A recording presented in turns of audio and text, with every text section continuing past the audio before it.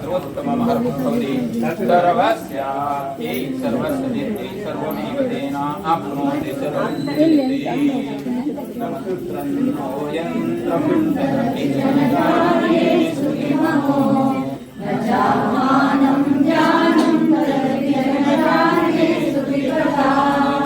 न जाने मुद्रास्ते तदपि न जाने विलपनं परं जाने मातस्त्वदनुसरणं क्लेशहरणं विधेयज्ञानेन द्रविडविरयेणालसतया विधेया शक्यत्वात् तव चरणयोर्याच्युतिरभूत् तदेतच्चिन्तव्यं जननि सकलोद्धारिणि शिवे कुपुत्रो जायेत क्वचिदपि कुमाता न भवति पृथिव्यां पुत्रास्ते जननि बहवः सन्ति सरला परं तेषां मध्ये विरलतरलोहं तव सुतः मदीयोऽयं त्यागः समुचितमिदं नो तव शिवे कुपुत्रो जायेत क्वचिदपि कुमाता न भवति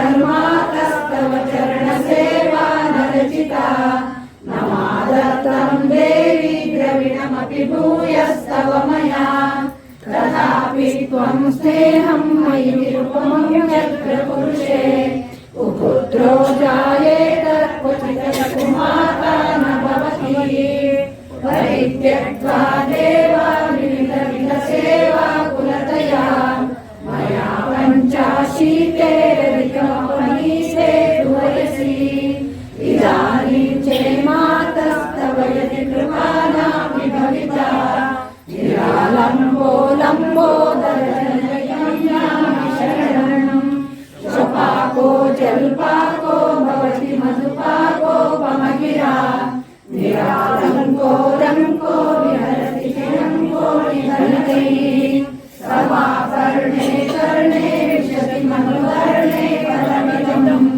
जनको जानीते जननि जपनीयं जपमिदौ चिताभस्मारे भोगरमशनं विपटधरो जटाधारी कण्ठे भुजगपतिहारी पशुपतिः कपाली भूतेषु गजति जगति शैलपदवीं भवानी तत्त्वाणि ग्रहणपरिपाटी पदमिदं न मोक्षस्याकाङ्क्षा न च विभवाञ्चापि च न मे न विज्ञानापेक्षा शशिमुखिसुते चापि न पुनः अतस्त्वं संयाते जननि जननं ज्ञातुमह वै मृडानि रुद्राणि शिव शिव भवानि जपतः नारायणिकासि विधिनामि विदोधारै चिन्तनकरैरकृतं वचोभिः कामे तमेव यदि किञ्चन मय्यनाथे दस्येष्टामुचितं परं तवैव आपस्सुमग्नस्मरणं त्वदीयं करोमि दुर्गे करुणाशये शिवे नैतज्जडत्वं मम भावयेता शुचातृशाखाजननीं स्वतन्त्रीं जगदम्बविचित्रमत्र किं परिपूर्णो नास्ति तेन्मयि अपराधपरम्परावृतं मम माता समुपेक्षते सुतं मत्समपातकी नास्ति पापधीतत्समानैः एवं ज्ञाता महादेवी यथायोग्यं दत्ता कुरु नमस्तस्यै नमस्तस्यै नमस्तस्यै नमो नमः या देवी सर्वभूतेषु आत्मरूपेण संस्थिता नमस्तस्यै नमस्तस्यै नमस्तस्यै नमो नमः या देवी सर्वभूतेषु रूपेण संस्थिता नमस्तस्यै नमस्तस्यै नमस्तस्यै नमो नमः या देवी सर्वभूतेषु लक्ष्मीरूपेण संस्थिता नमस्तस्यै नमस्तस्यै नमस्तस्यै नमो नमः या देवी सर्वभूतेषु रूपेण संस्थिता नमस्तस्यै नमस्तस्यै नमस्तस्यै नमो नमः। ಸಪರಿವಾರ ಶ್ರೀ ಜಗದೀಶ್ವರಿ ನಾಗದೇವತೆ ಮತ್ತು ಮಹಾಗಣಪತಿಯ ನಿವೇದನಾರ್ಪಣೆಯಲ್ಲಿ ಆಶ್ವೀಜ ಮಾಸ ಶರತ್ ಋತು ಆಶ್ವೀಜ ಮಾಸ ಶುಕ್ಲಪಕ್ಷ ಋತುವಿದೆ ಹಿಂದೂ ವಾಸದಲ್ಲಿ ಇವತ್ತು ವಾರ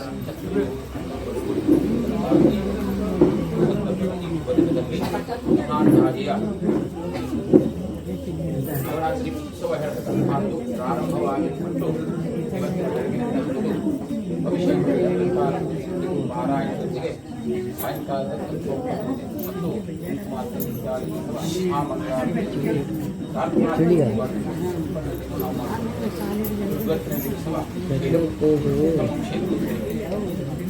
ಶೈಲಪುತ್ರಿಯ ಅವತಾರದೊಂದಿಗೆ ಅಲಂಕಾರವಾಗಿ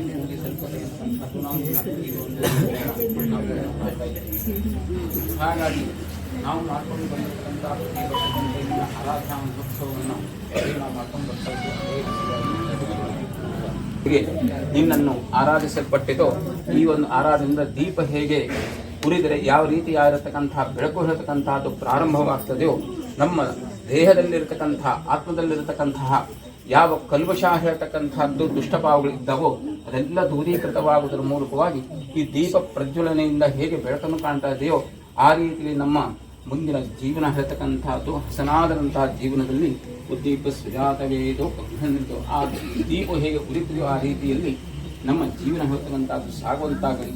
ಆ ಮಂಗಳಾಂಬಿಕೆಯು ಸರ್ವವಿಧಂತಹ ರಕ್ಷಣೆ ನೀಡುವುದರ ಮೂಲಕವಾಗಿ ಸುಖ ಶಾಂತಿ ನಮಗೆ ಆಯುಷ್ಯ ಹೆಂಗಸರಿಗೆ ಅಖಂಡವಾದತಕ್ಕಂಥ ಕುಂಕುಮ ಸೌಭಾಗ್ಯತ್ವ ಅಷ್ಟವಿಧ ಸೌಭಾಗ್ಯತ್ವ ದಯಪಾಲಿಸಿ ಮಕ್ಕಳಿಗೆ ಸದ್ವಿದ್ಯಾ ಸದ್ಬುದ್ಧಿ ಸದ್ವಿನಯ ಸನ್ನಡತೆ ಇತ್ಯಾದಿ ದಯಪಾಲಿಸಿಕೊಡೋದರ ಮೂಲಕವಾಗಿ ನಮ್ಮೆಲ್ಲರ ಮನಸೋದಿಷ್ಟವಾದಂತಹ ಪ್ರಾರ್ಥನೆಯನ್ನು ಸ್ವೀಕರಿಸಿದಂತಳಾಗಿ ನಮಗೆ ರಕ್ಷಣಾ ಕವಚವಾಗಿ ನಿಂತು ಎಲ್ಲ ರೀತಿ ಒಳ್ಳೆಯದನ್ನು ಮಾಡಬೇಕು. ಈ ಕ್ಷೇತ್ರ ಸಗತೋಮುಖದ ಅಭಿವೃದ್ಧಿಯನ್ನು ಮಾಡಿಕೊಡಬೇಕು.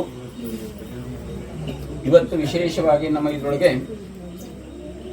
ಸ್ವರ್ಣವಲ್ಲಿ ಮಾತೃಮಂಡಲಿ ಇವರಿಂದವ ಭಜನಾ ಮಹೋತ್ಸವ ಹೇಳುವಂತಹದ್ದು ಮಾತೃಮಂಡಲದಿಂದವ ಪ್ರಾರಂಭಿಕವಾಗಿ ಭಗವದ್ಗೀತಾ ಪಠನೆಯೊಂದಿಗೆ ಪ್ರಾರಂಭವಾಗಿರತಕ್ಕಂಥದ್ದು. ಹಾಗಾಗಿ ಇವತ್ತಿನ ಭಜನಾ ಮಂಡಳಿಯ ಯಾವ ಒಂದು ಸ್ವರ್ಣವಲ್ಲಿ ಮಾತೃಮಂಡಳಿಯವರು ಇದ್ದಾರೋ ಅವರಿಗೂ ಕೂಡ ಸಕಲ ಸೌಭಾಗ್ಯಗಳನ್ನು ಆ ತಾಯಿಯು ಭಗವತಿಯು ಬಿಡುವುದರ ಮೂಲಕವಾಗಿ ಈ ಒಂದು ಕ್ಷೇತ್ರದಲ್ಲಿ ಇಂತಹ ಸ್ತುತಿ ಅನವರತವಾಗಿ ನೇರ್ಕೊಂಡು ಬರುವಂತೆ ಅನುಗ್ರಹಿಸಿ ಎಲ್ಲರಿಗೂ ಮಂಗಳವಂತ ಮಾಡಲಿ ಅಂತ ಹೇಳಿ ನಾಳೆಯ ದಿವಸವ ಗೌರಿಸಿದ್ದೇಶ್ವರ ಮಾತೃಮಂಡಳಿ ಭಜನೆ ನಾಳೆ ನೀವು ಹೇಳ್ತೀವಿ. ಇವತ್ತು ಪ್ರಮುಖವಾಗಿ ನಮ್ಮ ಜೊತೆಗೆ ಒಂದು ಮಹಾನ್ ವ್ಯಕ್ತಿಗಳು ನಮ್ಮ ಎದುರಿಗೆ ಬಂದು ಹೋದ್ರು, ಜಗದೀಶ್ ಕಾರಂತರ ಅಂತ ಹೇಳಿ. ಜೀವನ ಪೂರ್ತಿ ಧರ್ಮಕ್ಕೋಸ್ಕರನೇ ಮುಡಿಪಾಗಿಟ್ಟವರು. ಅವ್ರು ಹೇಳಿದ ಶಬ್ದಗಳನ್ನ ಎಲ್ಲಾರು ಒಂದ್ಸಲ ನೆನ್ಪು ಮಾಡ್ಕೊಳ್ಳುವ. ಇವತ್ತು ಧರ್ಮದ ಅವಶ್ಯಕತೆ, ಧಾರ್ಮಿಕ ನಮ್ಮ ಸಂಸ್ಕೃತಿಯ ಉಳಿಗೋಸ್ಕರ ನಾವು ಎಷ್ಟು ಪಡಬೇಕು, ಶ್ರಮ ಪಡಬೇಕು. ನಮ್ಮ ಮನಸ್ಸು ಹಾಳಾಗದೆ ನಾವೆಲ್ಲ ಒಂದಾಗಿ ಇಂಥ ಕಾರ್ಯಕ್ರಮಗಳನ್ನು ಮಾಡಬೇಕು. ನಮ್ಮಲ್ಲಿ ಆ ಸಂಘಟಾತ್ಮಕವಾಗಿ ಇರಬೇಕು. ನಮ್ಮ ಸಮಾಜ, ನಮ್ಮ ಕುಟುಂಬ, ನಾವು ಬದುಕಬೇಕು ಈ ಸಮಾಜದಲ್ಲಿ ಅನ್ನೋದು ಒಂದು 4 ಶಬ್ದದಲ್ಲಿ ನಮ್ಮೆಲ್ಲರಿಗೂ ತಿಳಿಸಿ ಹೇಳಿದ್ದಾರೆ. ಆ ಮಾತನ್ನ ನಾವು ಯಾವಾಗೂ ನೆನ್ಪಿಟ್ಕೋಬೇಕು. ಇವತ್ತು ಅನಿವಾರ್ಯ, ಅದು ನೆನ್ಪಿಟ್ಕೊಳ್ಳುವಂಥದ್ದು ಇವತ್ತು ಅನಿವಾರ್ಯನೇ. ಇವತ್ತೇನೇ ಧಾರ್ಮಿಕ ಕ್ಷೇತ್ರದಲ್ಲಿ ನಾವು ಎಷ್ಟೇ ಕೆಲಸ ಮಾಡಲಿ, ಅದು ಕೆಲವೊಂದು ಆಗುವಂಥದ್ದು ಸಮಾಜದಲ್ಲಿ ಆಗುವಂಥದ್ದು ನೆನ್ಪಿಟ್ಕೊಂಡು ನಾವು ಮುಂದಿನ ದಿನದಲ್ಲಿ ಆ ದೇವ್ರು ನಮ್ಗೆ ಆ ಶಕ್ತಿ ಕೊಡ್ಲಿ. ಅದೇ ರೀತಿ ಸಂಘಟಾತ್ಮಕವಾಗಿ ನಾವು ನಮ್ಮ ಧರ್ಮ, ನಮ್ಮ ಕುಟುಂಬ, ನಮ್ಮ ಪರಿವಾರವನ್ನು ಕಾಪಾಡ್ಕೊಳ್ಳೋಣ. ಮತ್ತೆ ನಾಳೆಯ ದಿವಸವ ದೇವಿ ಪಾರಾಯಣದ ಮತ್ತು ಸಾಯಂಕಾಲ ಮಹಾಪೂಜೆಯ ಸಂಕಲ್ಪಿತರಾದಂತ ದಂಪತಿಗಳು ಯಾರಿದ್ದಾರೆ ಅಂತ ಹೇಳಿ ತಿಳಿಸ್ಕೊಡಬಹುದು. ದಂಪತಿಗಳು ನಾಳಿನ ಪೂಜೆ ದಂಪತಿಗಳು ರವೀಂದ್ರ ಭಟ್ ಕೊಡ್ಲಿ ಬೇಕೋನ್ಸ್ ಡೆವಲಪರ್ಸ್ ಇವರವರು ಡೈರೆಕ್ಟರ್, ಅವ್ರ ದಂಪತಿಗಳ ಪೂಜೆ ನಾಳೆ ಇಲ್ಲೇ ಇದ್ದಾರೆ. ಸಮಸ್ತ ಭಕ್ತಜನೇಭ್ಯಃ ಮನಸೋದಿಷ್ಟ ಪ್ರಾರ್ಥನಾಂ ಸಮರ್ಪಯಾಮಿ.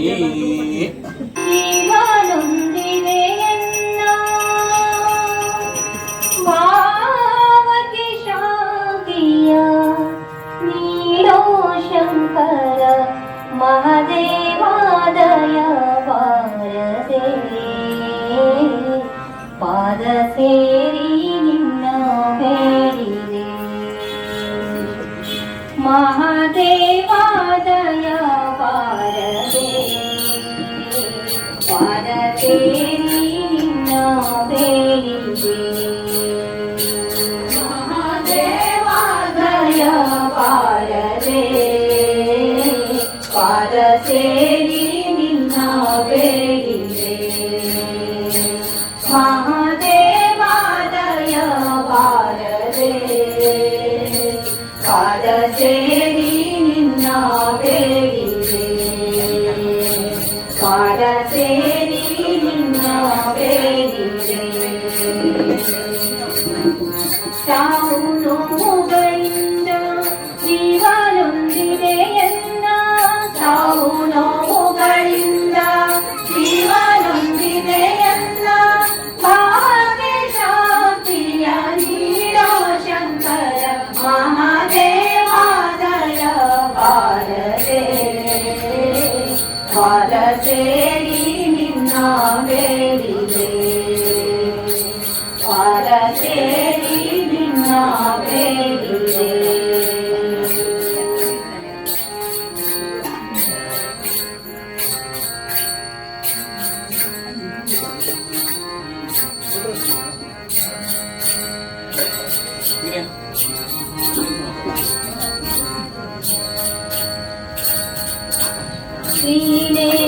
ಶ್ರೀನೇತ್ರಧಾರಿ ತ್ರಯಂಬಕನೇ ಶ್ರೀಧರಧಾರಿ ತ್ರಯಂಬಕನೇ ಭಜಕರ ಪೊರೆಯುವ ಈಶ್ವರನೇ ನೇತ್ರಧಾರಿ ತ್ರಯಂಬಕನೇ ಭಜಕರ ಪೊರೆಯುವ ಈಶ್ವರನೇ ಭಜನೆಗೆ ಒಲಿದವನೇ ಭವ್ಯ ತೇಜನೆ ಮಹಾದೇವಾದಯ ಪಾರದೆ ಪಾದ ಸೇರಿ ನಿನ್ನ ಬೇಡಿದೆ ಪಾದ ಸೇವಾದಯ ಪಾರದೆ ಪಾದ ಸೇರಿ ನಿನ್ನ ಬೇಡಿದೆ ಸೇರಿ ನಿನ್ನ ಬೇಡಿದೆ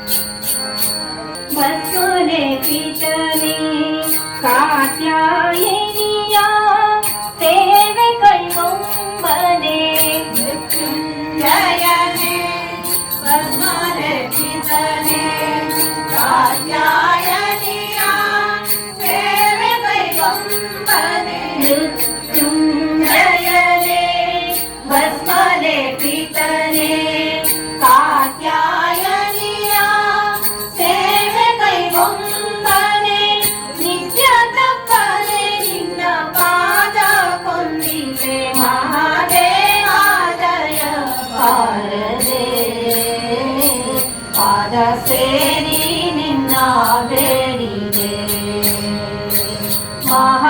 ಮಹಾದೇವಾದಯ ಪಾರದೆ ಪಾದ ಸೇರಿ ನಿನ್ನ ಬೇಡಿದೆ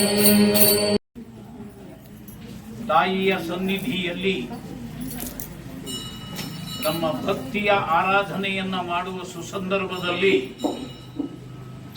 ದೇವಿಯ ದರ್ಶನಕ್ಕಾಗಿ ನಾನು ಬಂದೆ. ಆಕಸ್ಮಿಕವಾಗಿ ಬಂದದ್ದು ನಾನು.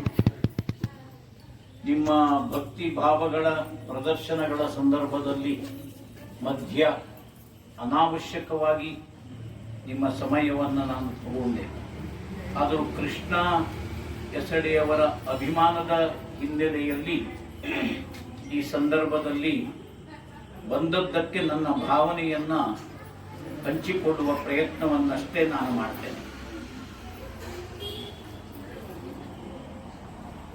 ಧರ್ಮ ಮತ್ತು ಅಧರ್ಮ ಅದರ ನಡುವಿನ ಸಂಘರ್ಷ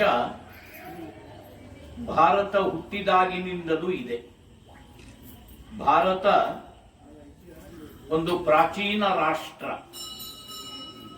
ಇದು ದೇವಭೂಮಿಯೂ ಹೌದು, ಧರ್ಮ ಭೂಮಿಯೂ ಹೌದು, ನಮಗೆಲ್ಲರಿಗೆ ಜನ್ಮ ಕೊಟ್ಟಂತಹ ಮಾತೃಭೂಮಿಯೂ ಹೌದು. ಆದ್ದರಿಂದ ಇದು ನಮಗೆಲ್ಲರಿಗೂ ಪುಣ್ಯ ಭೂಮಿಯೂ ಹೌದು. ಇದರ ಇತಿಹಾಸ ನಮಗೆಲ್ಲರಿಗೂ ಹೆಮ್ಮೆಯನ್ನ ತರುವಂತಹದ್ದು. ಧರ್ಮ ಭೂಮಿ ಭಾರತ. ಧರ್ಮ ಮತ್ತು ದೇಶ ಇದರ ರಕ್ಷಣೆಗಾಗಿ ಭಾರತ ತನ್ನ ಹುಟ್ಟಿನಿಂದಲೇ ಸಂಘರ್ಷವನ್ನ ಮಾಡಿಕೊಂಡು ಬಂದಿದೆ. ಧರ್ಮದ ರಕ್ಷಣೆಗಾಗಿ ಸಾಕ್ಷಾತ್ ಭಗವಂತನೇ ಅವತಾರವನ್ನ ತಾಳಿದಂತಹ ಒಂದು ಭೂಮಿ ಭಾರತ. ಪೌರಾಣಿಕ ಗ್ರಂಥಗಳ ಸಾರವೇ ಅದು. ಯಾವ ಯಾವ ಕಾಲದಲ್ಲಿ ಧರ್ಮಕ್ಕೆ ಕಷ್ಟ ಬಂತು, ಅಧರ್ಮಗಳು ಕುಣಿದು ಕುಪ್ಪಳಿಸುವುದಕ್ಕೆ ಪ್ರಾರಂಭ ಮಾಡಿದವು, ಸಜ್ಜನರ ಬದುಕು ಕಷ್ಟಕ್ಕೆ ಸಿಲುಕಿತು, ಆ ಸಂದರ್ಭದಲ್ಲಿ ಧರ್ಮದ ರಕ್ಷಣೆಗಾಗಿ ಖುದ್ದಾಗಿ ಭಗವಂತನೇ ಅವತಾರವನ್ನ ತಾಳಿದ ಅನ್ನುವುದು ನಮ್ಮ ಪುರಾಣಗಳ ಇತಿಹಾಸ.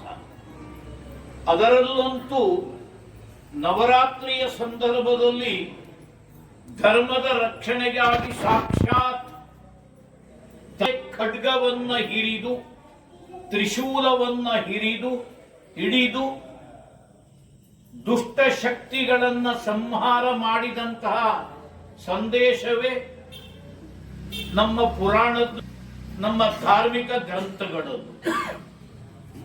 ಖುದ್ದಾಗಿ ಭಗವಂತನೇ ಧರ್ಮವನ್ನ ರಕ್ಷಣೆ ಮಾಡಿ ಸಮಾಜಕ್ಕೆ ಮೇಲ್ಪಂಕ್ತಿಯನ್ನ ಹಾಕಿಕೊಟ್ಟರು. ಯಾವ ಯಾವ ಕಾಲಘಟ್ಟದಲ್ಲಿ ಧರ್ಮಕ್ಕೆ ಸಂಕಟ ಬರ್ತದೆ, ಅಧರ್ಮ ರಾರಾಜಿಸ್ತದೆ, ಆ ಸಂದರ್ಭದಲ್ಲಿ ಈ ಕಲಿಯುಗದಲ್ಲಿ ಭಗವಂತನ ಅವತಾರ ಇಲ್ಲ. ಸಂಘಶಕ್ತಿ ಕಲಯುಗೆ, ಸಮಾಜವೇ ಸಂಘಟಿತವಾಗಿ ಧರ್ಮದ ರಕ್ಷಣೆಗೆ ಧಾವಿಸಬೇಕು ಅನ್ನುವುದು ಆ ಭಗವಂತನ ಸಂದೇಶ ಭಗವದ್ಗೀತೆಯಲ್ಲಿ. ನಾನು ತುಂಬಾ ವಿವರಿಸಲಿಕ್ಕೆ ಹೋಗೋದಿಲ್ಲ, ಸಮಯದ ಅಭಾವವೂ ಇದೆ, ನಿಮ್ಮ ಆಸಕ್ತಿಯೂ ಬೇರೆ ಇದೆ. ಇವತ್ತಿನ ಒಟ್ಟು ಪರಿಸ್ಥಿತಿಯನ್ನ, ವಿದ್ಯಮಾನವನ್ನ, ಸಾಮಾಜಿಕ ಮತ್ತು ರಾಜಕೀಯ ಬೆಳವಣಿಗೆಗಳನ್ನು ಗಮನಿಸಿದಾಗ ದುಷ್ಟ ಶಕ್ತಿಗಳ ಅಟ್ಟಹಾಸ ಮಿತಿಮೀರಿ ನಡೆಯುತ್ತಿರುವುದು ನಮ್ಮ ಕಣ್ಣಿಗೆ ರಾಚಿಸುತ್ತದೆ. ಅದನ್ನು ಕೂಡ ನಾನು ವಿವರಿಸುವುದಕ್ಕೆ ಹೋಗುವುದಿಲ್ಲ.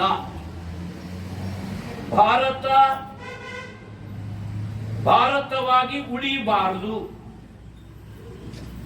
ಭಾರತದ ಆತ್ಮವಾಗಿರುವಂತಹ ಧರ್ಮ ಉಳಿಬಾರದು. ಹಿಂದೂ ಧರ್ಮ ಉಳಿಬಾರದು, ಹಿಂದೂ ಸಮಾಜ ಉಳಿಬಾರದು, ಒಂದು ಹಿಂದೂ ಸಂಸ್ಕೃತಿ ಉಳಿಬಾರದು. ಇದನ್ನ ಕೊಲ್ಲಬೇಕು. ಭಾರತವನ್ನ ಗೆಲ್ಲಬೇಕಾದ್ರೆ ಹಿಂದುತ್ವವನ್ನ ಕೊಲ್ಲಬೇಕು ಅನ್ನುವುದು ಶತ್ರುಗಳ ನಿರ್ಧಾರ.